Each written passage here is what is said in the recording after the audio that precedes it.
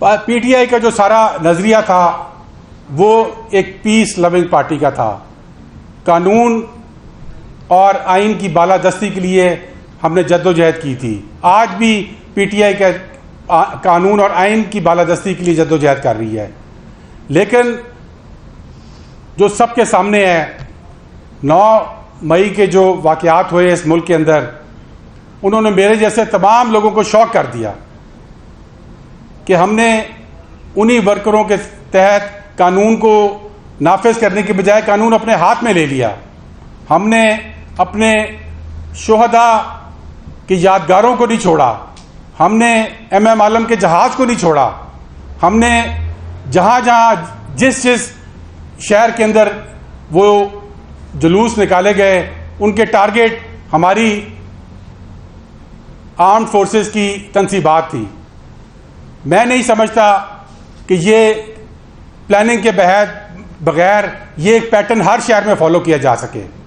आज 10 दिन उस वाक़े को गुजर चुके हैं। आज हमारी लीडरशिप को यह चाहिए था कि बजाय इसके कि हम जुडिशल इंक्वायरियाँ और दूसरी इंक्वायरियों की बात करें, हमें अपनी इंट्रा पार्टी इंक्वायरी करनी चाहिए थी। इन 10 दिनों के अंदर वो काली भेड़ें, वो लोग जो इस मज़मूम एजेंडे में शामिल थे, जिनके बगैर ये हो नहीं सकता था, उनको हमें बेनकाब करके टांग देना चाहिए था। लेकिन हम देखते रहे, यहाँ पे कुछ भी नहीं हुआ। और आज मैं समझता हूँ कि ये एक ऐसा एजेंडा है जिसके साथ ना मेरे जैसे लोग कभी थे, ना हैं और ना कभी रह सकते हैं। ये तो वो एजेंडा है जो कि हमारे दुश्मनों के हाथ मजबूत कर रहा है, हमारे दुश्मनों का ख्वाब पूरा कर रहा है कि इस मुल्क में पाकिस्तान की अवाम पाकिस्तान की फ़ौज के साथ टकरा जाए, पाकिस्तान के अंदर एक इम्प्लोजन हो जो कि पाकिस्तान को अंदर से खा जाए। ये कैसा एजेंडा है? ये किन लोगों ने बनाया है? ये कहाँ से आ गया पीटीआई के अंदर? और ये कौन सी पीटीआई है जो इसके हत्थे चढ़ गई है? मैं जिस तरह मैं आपको बताया, इसको देखकर शौक में चला गया था। मैं टीवी पे वो देख रहा था उस दिन, और जहां जहां पे ये प्रोटेस्ट हो रहे थे उन सब का पैटर्न एक था। आज हम कहते हैं कि और लोग आ गए थे, किसी और ने कर दिया था। ठीक है, इस पोजीशन को एक्सप्लॉइट किसी और ने किया होगा, लेकिन उन जुलूसों को लेके कौन गया उन घरों तक? उन जुलूसों को यादगारों, शहदा की यादगारों तक लेकर कौन गया? किसने ये प्लान बनाया? मेरा ख्याल में अब वक्त आ गया कि ये सब बेनकाब होना चाहिए पाकिस्तान के सामने।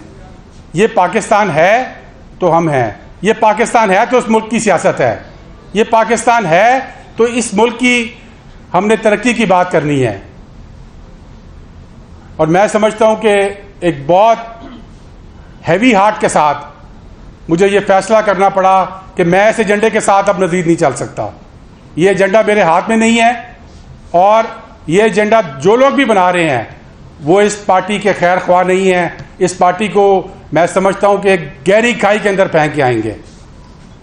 और इसी वजह से मैंने आज फैसला किया है कि मेरी सियासत का मकसद ये कभी भी नहीं रहा, और हमारी सियासत 4 पुश्तों की सियासत है।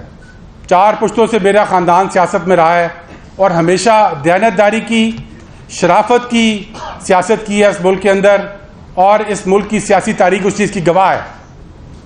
और मैं समझता हूँ कि ये एक ऐसा एजेंडा है जिसने इस पार्टी को इस वक्त हाईजैक कर लिया हुआ है, और इस पार्टी को आंसरेबल होना पड़ेगा उस चीज़ के लिए अब, क्योंकि जो कुछ हुआ 9 सितंबर को वो किसी से छुपा टुका नहीं है। तो इसके लिए मैं आज इस पार्टी से, इस तहरीक से, जो कि एक कंस्ट्रक्टिव तहरीक थी, जिसके लिए 13 साल मैंने दिए अपनी ज़िंदगी की, अपनी जवानी इस तहरीक के लिए दी, इसको ग्रीन एजेंडा बना के दिया, इस तहरीक के अंदर से एक ऐसा मंसूबा बनाया जिसने पाकिस्तान का नाम ऊंचा किया। लेकिन आज ये तहरीक अनफॉर्चुनेटली एक डिस्ट्रक्टिव डायरेक्शन में चल पड़ी है, और मैं इस डिस्ट्रक्टिव डायरेक्शन का हिस्सा बिल्कुल नहीं बन सकता। और इसीलिए मैंने आज फैसला किया है कि आज मैं पीटीआई को भी छोड़ रहा हूँ, और इस एजेंडे के ना मैं साथ, जिस तरह मैं कहा था, ना मैं हूँ और ना मैं रह सकता हूँ। इन्हीं लफ्ज़ों के साथ मैं एक एक करके इमरान खान की बैरात जो है पिछले 1 वक्त से हम देख रहे हैं। कि फौज मुखालिफ बैंक या उनके जो है सामने आ चुका था, तो आपने उस वक्त क्यों पार्टी नहीं छोड़ी? क्या अभी किसी तरफ से प्रिपरेशन है, दबाव है? देखिए, कोई मुझे किस चीज़ का दबाव हो सकता है आप बता दें, मैं आपके सामने बैठा हूँ, किस चीज़ का दबाव हो सकता है, किस तरह आपको लग रहा है? बिल्कुल किसी चीज़ का दबाव नहीं है। और मैं समझता हूँ कि आप जो बात कर रहे हैं कि इमरान खान साहब ने कभी भी फ़ौज के ख़िलाफ़ बात नहीं की, वो हमेशा चंद लोगों के ख़िलाफ़ बात करते रहे।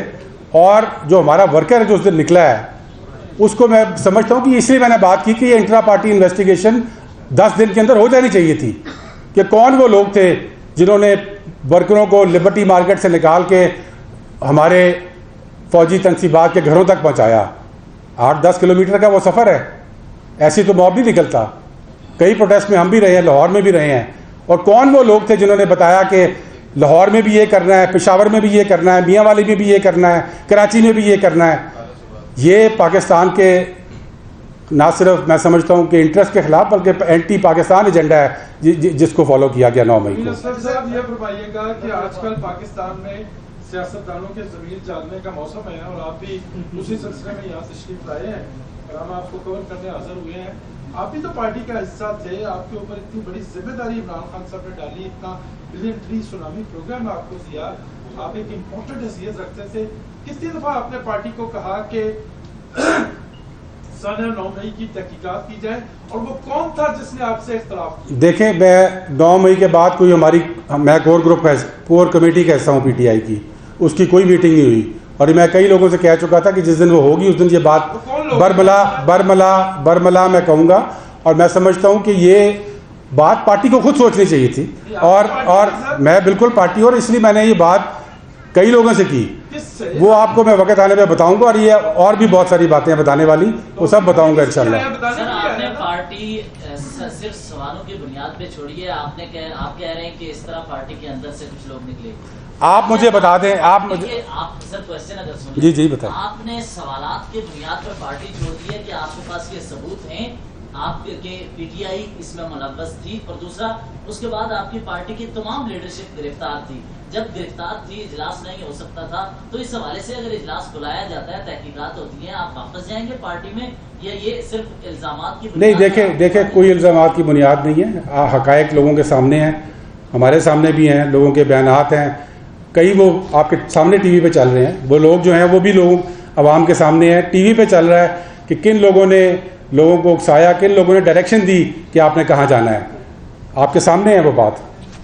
इतने अनजान आप भी ना बने, आपको नजर आ रहा है TV पे भी वो, लेकिन उसके ऊपर कोई एक्शन नहीं हो रहा पार्टी से।